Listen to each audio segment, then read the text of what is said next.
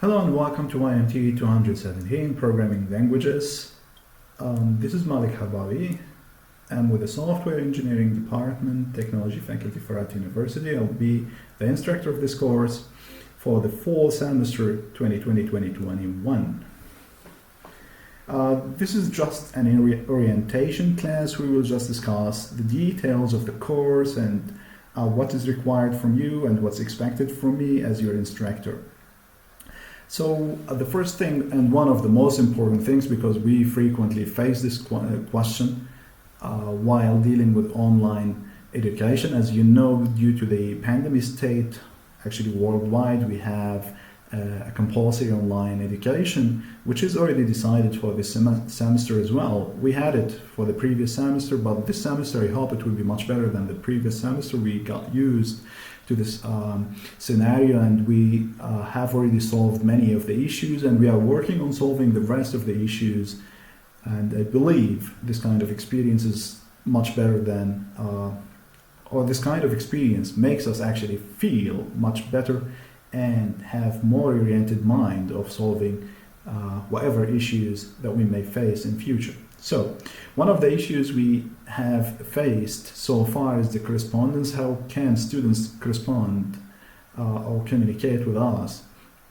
Basically, in my case, I didn't have much of a big problem with students yet. In order for us to have a smooth correspondence or communication, please use the online environment, UE. You already know it, the uzaktan eğitim, or the distance education environment, so please use it. There is some sort of messaging functionality. You can send a message from that environment to me. There is no problem. You can always email me if there is any need. So this is my email. You can just email me if there is any urgent need, or you couldn't reach me from the distance education environment. We will have live session. This is a decision, actually a new decision from the top management of our university to have live sessions or live classes.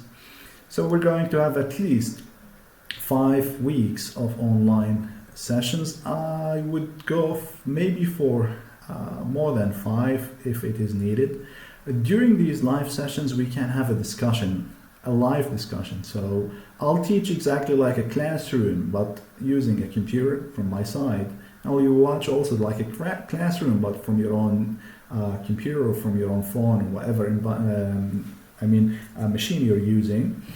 So in that case, we will be able to have some sort of discussion if needed. I'll allow you to give a feedback to me, and we can discuss. And in that case, it will not be just one-sided discussion or one-sided class, just me explaining and you listening. In that case, we will have also a way of correspondence, so you can reach me in a live way. So we will have a better maybe communication or a better understanding in that case. Above all, if there is any urgent matter or anything urgently you would like to discuss or speak to me about, call my office, and please try to do it if it is really needed and not during my class time. Please check the timetable and do not call me during the class time, because we will be having a live session, so most likely I'll unplug the phone during the live session, so you'll not be able to reach me. And if I forget to unplug it, I'll just disturb our session while we are having the live class. So please don't do that during the class time. You will have the timetable, maybe already it's released on the website of our program, so follow up with the web page of our program. You will find the timetable. Okay. This is also important, what kind of resources I use in this course, or for actually teaching this course. We have 2 main types of resources, or text book and resources actually. The first one, I have a main textbook, Concepts of Programming Languages. This is authored by Robert Sebesta. It's a very good book for this course, and all the theoretical knowledge and some practical also are available within this book. Do you need to have it? Is it compulsory? I would say no, it's not compulsory for you to have it. However, I'm telling you from where I take the theoretical knowledge that you may be interested in further investigating it or reading it to understand the course fully. So I take the theoretical knowledge mainly from this book with some also practical knowledge. This is the 11th edition, and if you get whatever edition before it, I would also say it would work, it would do the needed job for having this textbook. If you can't get it all, just pay attention to whatever I say during the class. I think if you read fully the slides and listen to my classes, it would be covering at least 80 to 90% of the need of this book. Yet, for those who really need to understand the course in a better way, I would highly recommend reading this book. It will teach you real knowledge. Okay. What else other than this book? I also use other textbooks, so I use maybe a couple or three books other than this one. I don't want you to go to them in deep. I will refer them. They are not secret, so no problem. Do not worry. Don't think like, oh, our lecturer is hiding the textbook. No. I wouldn't do that. I would tell you about them in time, not now. So when the time is right, I will just let you know about them, and I'll give you an idea where to get whatever needed from them, a page or a chapter or maybe multiple pages if needed, when it is needed. So on time, that one will be discussed, not now. Okay. Other than books, so we spoke about books. What else do we need? We will use different integrated development environments. Maybe NetBeans, maybe Visual Studio, whatever, I will let you know. So we will have more than that, not just those. Also, we'll have some tools for compilation, running of programs, analyzing, and so on. Why? Why would we need to go through multiple? Because the idea of the course itself is actually programming languages. So see, the course itself, programming languages. So we are discussing the concept of programming languages. We don't speak about one programming language and teach it. I don't expect from you to write codes in deep and transferring algorithms to codes. No, this will not be our motivation. Yet you will have to write for sure. But the motivation is actually analyzing, comparing codes of different programming languages and the way they run, the way we can analyze their syntax, semantic, lexical, you can say composition or whatever related to their interpretation, compilation, and so on. So we will speak about those also later on, not now. First few chapters, I think we will not need them. So I'll let you know later on about them. We will not have all of them at once. We'll have slowly some of them, and we will have also hands-on practical sessions together. So we will run some codes and comparisons and so on. Okay. Grading. This is the worry of each and every student, I know. In order for you to succeed the course, what do you need to do? So let's have a look at the scheme that I'm going to follow for grading. Last semester I also used assignments, however I didn't use quizzes for those who were with me. For the evaluation of what we call continuous assessment mark, or you refer to it by midterm. We don't have a midterm actually for the time being, and I will tell you why. Let me explain first about the assignments, and then we go to whether or not we will have a midterm and why. Assignments, I'll have, or let's say not me, actually you will have. I'll just provide you with 4 to 5 assignments throughout the semester. So up until maybe week number 13 or week number 12 will be mainly done with assignments, and we'll move to projects. So let's discuss assignments. So 4 to 5, they will compose 20% of the whole wage of the evaluation. So 20% is not little. It takes you from pass to fail, or from fail to pass, or whatever, from A to B, from B to A, and so on. Okay, so this is important. What kind of assignments I'm going to give you? The assignments will range. Actually, I have to give you different questions. The first type is like a quick question, is like maybe intuition, or from your understanding of what I explained.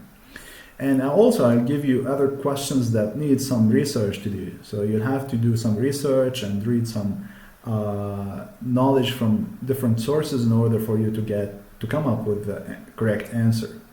So there will be two different types. Do I give you time for that? Yes, I'll give you time for answering the questions, and we will see how your performance will be. And please try to do these things on your own. Try to do the assignment on your own. And it's really not hard for me to understand whether you are paying someone to do it or asking the help of a professional or whatever.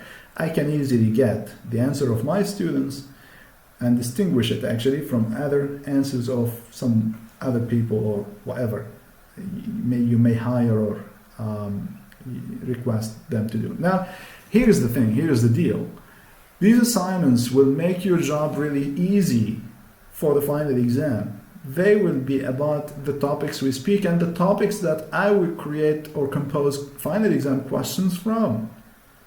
So it's actually for your benefit more than just burden. It's not exactly a burden for you. I'm giving it for fun. No, it's not. I wouldn't be interested in giving you any load.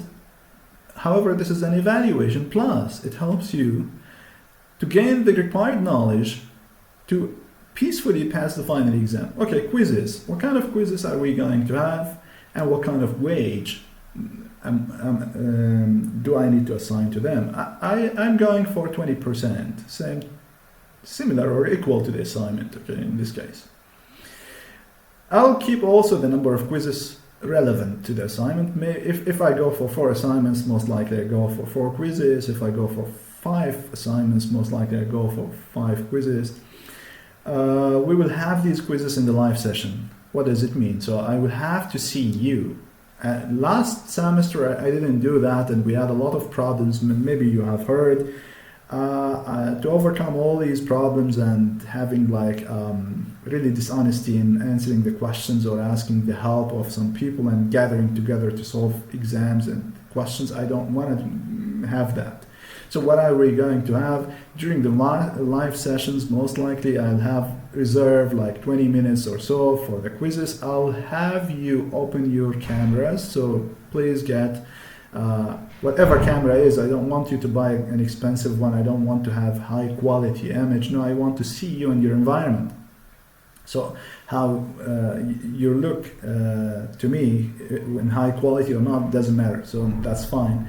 But whether your environment is having someone else other than you or not during the quiz, that matters. Or whether you are the one who's answering the quiz or not, that also matters. So I need to see your environment, and if there's any person assisting you or not, in order for me to properly evaluate and have sort of justice between all students. Not someone is spending days and nights to study and read, and someone asks the help from a professional or whatever to answer his quizzes. So for that reason, we'll see your environment. Please take a note that you need camera, so get a camera, whatever camera, the cheapest one is fine if you don't have already. So that will do. What kind of quizzes are we going to have?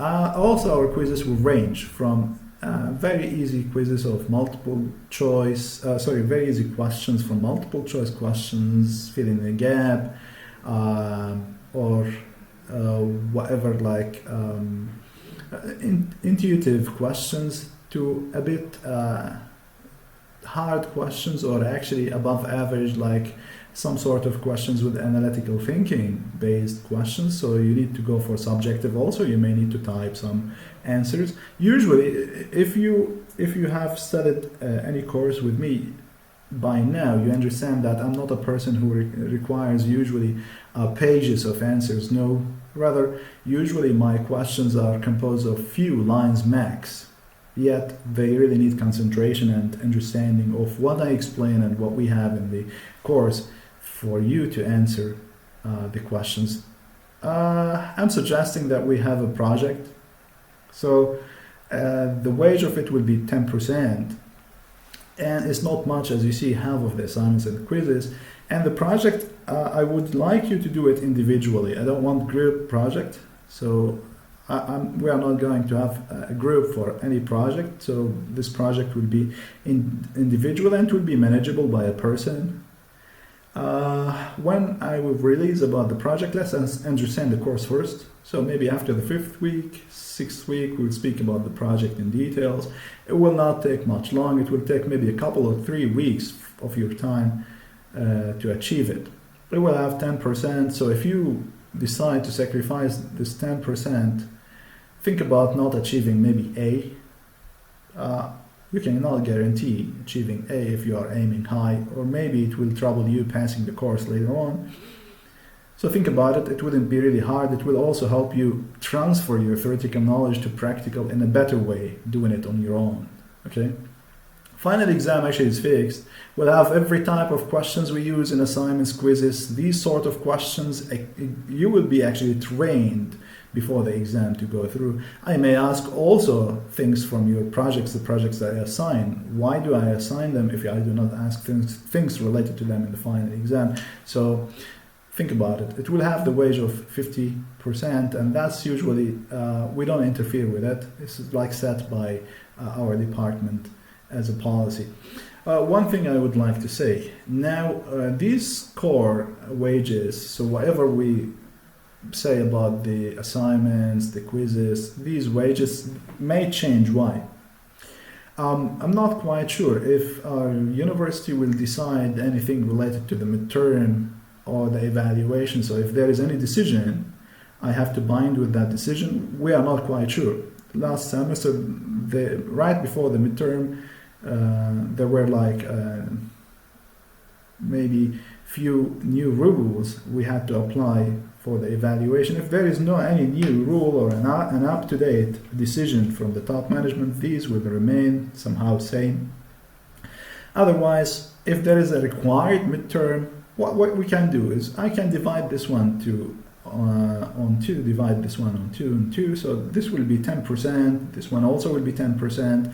We will have another 20% for the midterm, and we will speak about it in its time, not now, okay? Classes and notes, where will you get these classes or the recording of the classes and the notes, the PPT slides?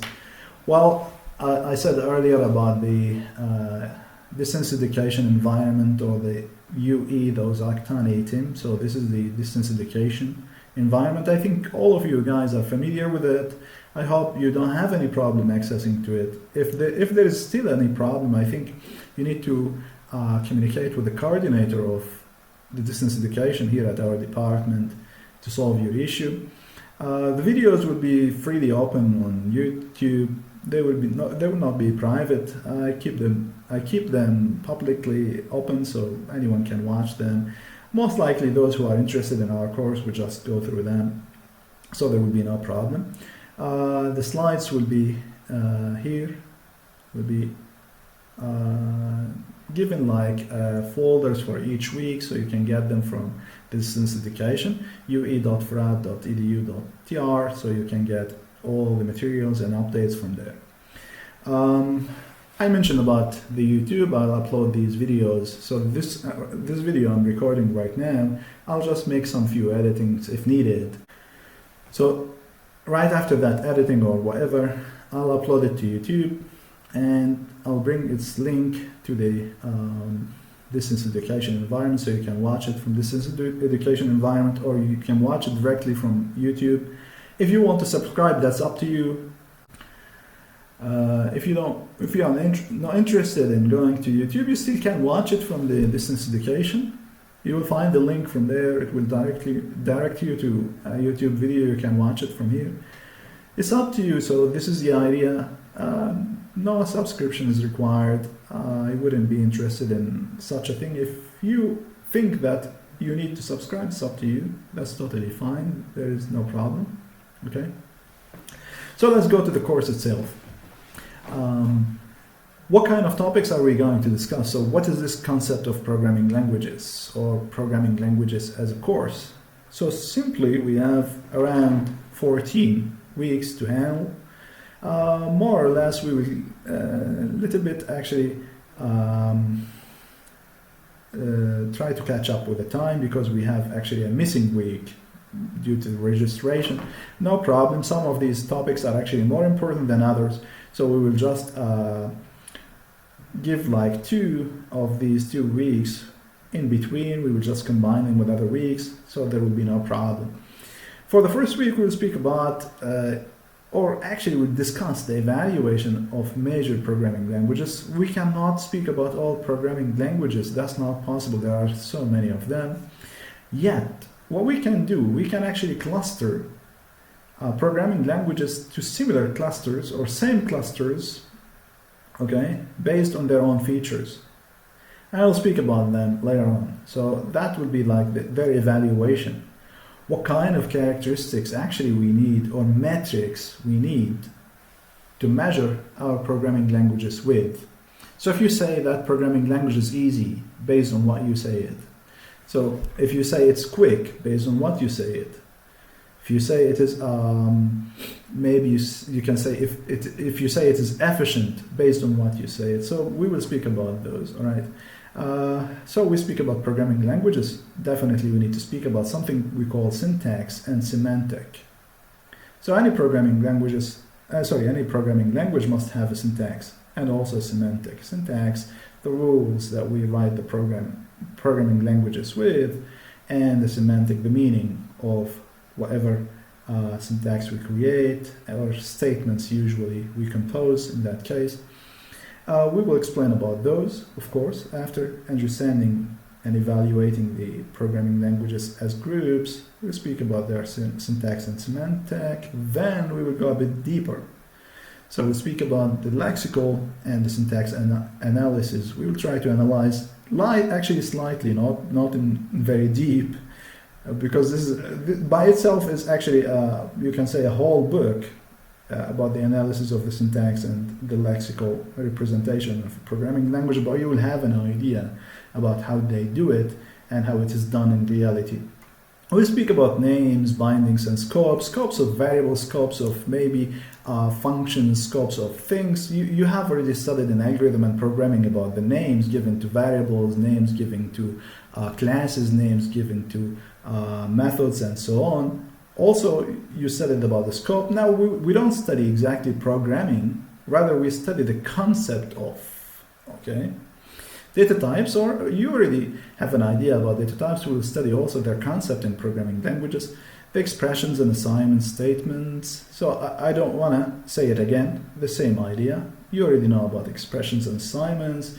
How can we parse them, what kind of relationship they have, and so on. So we'll study about those later on when we reach. This is a bit deeper, or you can say a bit more advanced. Starting from here, we have like a bit more advanced topics. Statement level control structure. So we speak about the control structure, but in terms of statement level. And how, we'll explain about it, it's a whole chapter by itself. Speak about subprograms or subroutines, sometimes they call them. We'll speak about implementing them and how the concept of implementing the subprograms and how they run actually, how they are realized in different programming languages. We'll speak about abstract data types and encapsulation constructs. You already know about the abstract data type. In algorithm and programming, you studied it. However, we will discuss its concept based on different programming languages. We will also discuss the object-oriented programming and how we can support it for the languages that they already have the concept of object-oriented programming. You guys studied Java before, so you know what object-oriented programming. So we'll discuss how a language can support an object-oriented and what kind of need we have for supporting the object-oriented. We'll study this in a whole chapter. We'll speak about concurrency, executing different tasks simultaneously all together, and this is actually a concept widely available in programming or programming languages. We'll speak about it. Finally, we will conclude the whole course by discussing two common programming languages types. So we'll speak about two types of programming languages. They are very common functional programming languages, and this is a whole category. It has different programming languages under it. And logic programming languages, we'll speak about those as examples for what we explained earlier or in previous chapters. Right here, we will be done with all the topics, and we will have the final exam. And that would be actually pretty much of it. So we will not have any other topics unless it is needed. One thing I would like to say, I'll be with you also for the practical sessions. So I'll handle the tutorial, the practical sessions. What are we going to have in the practical sessions? Simply, we will apply things practically. We'll have different programming languages, tools also for analysis, for comparison, compilation, and so on. Writing these codes will be from different programming languages. Whatever I teach you, you should be actually responsible on, and you shouldn't complain like, oh, you're giving us from different programming languages, you should learn them. I don't tell you have to master all programming languages, that's not possible. But within the context of this course, if I give you like even 50 or 100 codes, you should be able to master them and shouldn't be a problem. A little bit of modification from one code to another won't be a problem. Yet, I will not burden your life with them. So do not say, oh, we are taking so many codes from different programming languages. Yes, you have to. So there will be some responsibility from your side on these codes and programs written in different programming languages. Yet, I will not, as I said, make your life difficult while dealing with these codes all together. So that's it actually for the orientation. I'll start recording the videos for first chapter very soon enough. Until then, have a good time. Goodbye.